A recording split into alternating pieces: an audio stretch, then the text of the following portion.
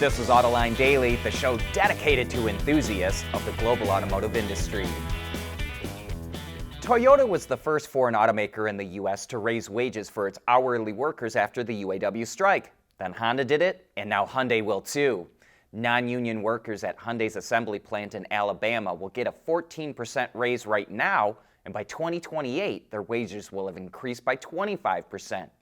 We think the other transplant operations, including Nissan, Kia, Subaru, Mercedes, BMW, Volkswagen, and Volvo, will likely follow, as well as Rivian, Lucid, and maybe even Tesla. This is a familiar pattern. After every UAW contract gets settled, non-union automakers raise their wages just enough to keep the union out.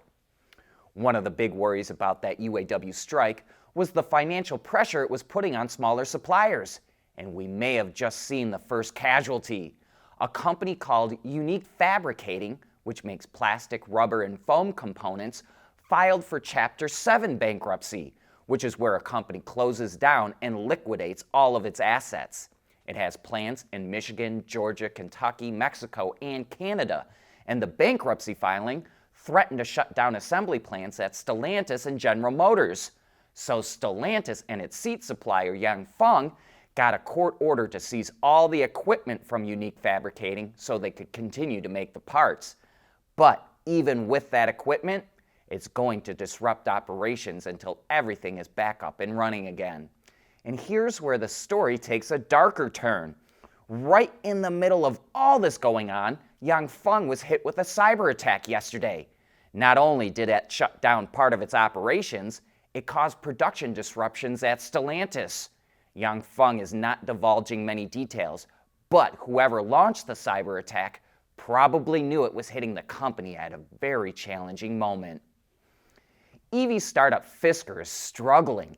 The automaker reported it lost $91 million in the third quarter, and it slashed its production forecast for the year. Fisker now expects to build between 13,000 and 17,000 vehicles, down from the 20,000 to 23,000 it previously forecasted. The company is cutting production so it doesn't build up too much inventory. But Wall Street wasn't happy with the news, and its shares tumbled 14% yesterday. It's no secret that Tesla wants to expand its operations into India, and it's making moves to do so. The Financial Times reports that Tesla is in talks with the Indian government to reduce tariffs for electric vehicles. Currently, an EV costing under $40,000 is slapped with a 70% tariff, and EVs more than $40,000 are hit with a 100% tariff. The new proposal would slash that tariff down to 15% for 5 years, but Tesla would have to commit to building an assembly plant in the country. And in other Tesla India news, during a visit to the automaker's plant in Fremont, California, India's trade minister said Tesla is about to double the number of components it imports from the country.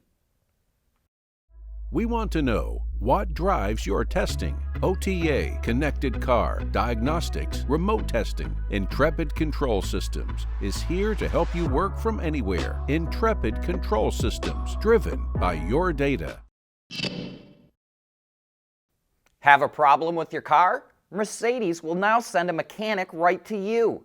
It's launching a mobile service in Germany where a tech pretty much shows up anywhere you want them to, and they can perform maintenance, small repairs, and other checks on the vehicle. The service is available for most electrified Mercedes and Smart models and costs nearly €70 just for them to show up, plus any repairs. If successful, Mercedes plans to expand this to other markets as well. More all-electric people movers are hitting the European market. Renault is launching the Traffic E-Tech, which comes with a 52 kilowatt-hour battery pack that provides nearly 300 kilometers or about 180 miles of range, and it will have a starting price of €33,500. Peugeot also has a couple of new models, the E-Rifer and E-Traveler. Both feature updated styling and come in either a standard or long wheelbase configuration. The smaller E-Rifer is also available in 5 or 7 seat variants and comes with a 50 kilowatt-hour battery pack that provides 320 kilometers or almost 200 miles of range. The E-Traveler can seat up to 9 and has two battery sizes, either 50 kilowatt hours, which provides 224 kilometers or roughly 140 miles of range, or 75 kilowatt hours, which provides 350 kilometers or 217 miles of range. Toyota is partnering with the San Diego Gas and Electric Company to study bidirectional charging. Using a Toyota BZ4X, the two companies will research how vehicle-to-grid or V2G technology can improve services for customers and help out the electrical grid. Their research will focus on both charging and discharging vehicles to and from the grid, but bidirectional charging can also be used to take electricity from one EV and put it into another, power a home, or charge a stationary storage battery. The title for most expensive Ferrari ever sold is changing hands.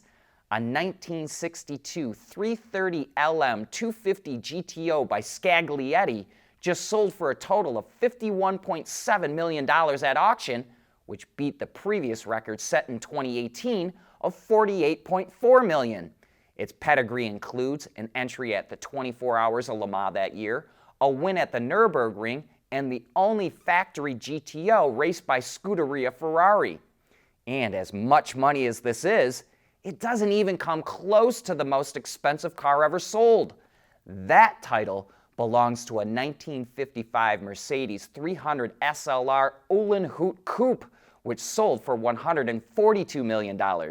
But that car was also purchased by Mercedes, and I believe it wanted to have and keep that title.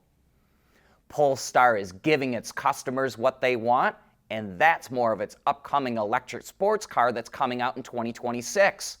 The Polestar 6, which takes inspiration from its Precept concept, was supposed to be limited to 500 examples. But once those 500 examples, which it already has reservations for, are built, the Polestar 6 will enter regular production and the company will build as many as customers want. Highlights of the model include a folding hardtop, dual motors that provide 650 kilowatts or over 880 horsepower, and it will do 0 to 100 kilometers an hour in 3.2 seconds. That brings us to the end of today's show. Thanks for making Autoline a part of your day.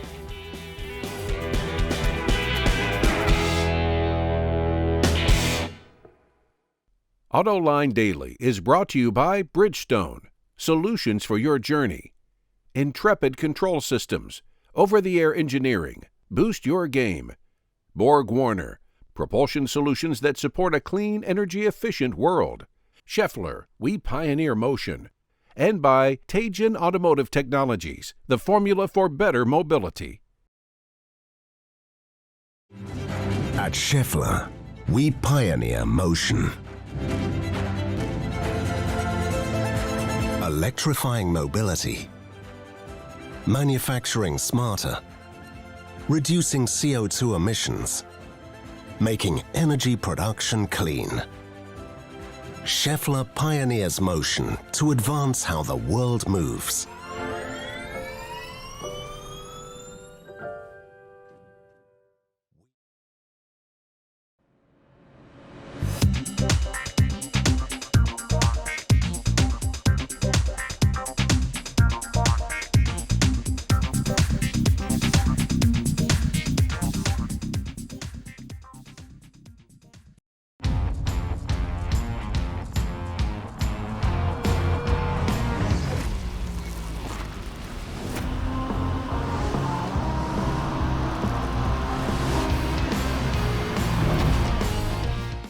At Teijin Automotive Technologies, we combine world-class composite materials expertise with cutting-edge designs because, frankly, there are better ways to lightweight vehicles. So lighten up with Teijin Automotive Technologies, the formula for better mobility.